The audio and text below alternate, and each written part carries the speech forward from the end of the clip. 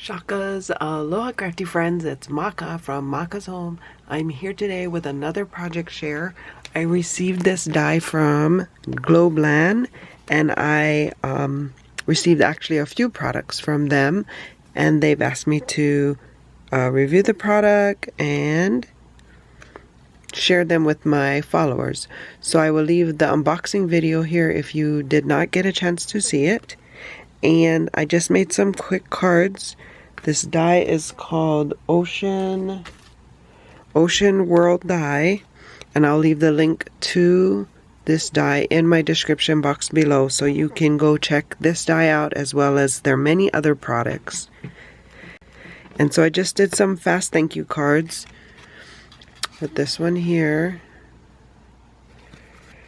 And then I also made this one here.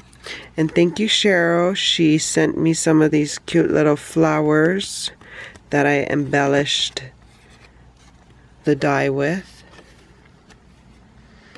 And so yeah, if you're new here, welcome. If you're returning, welcome back.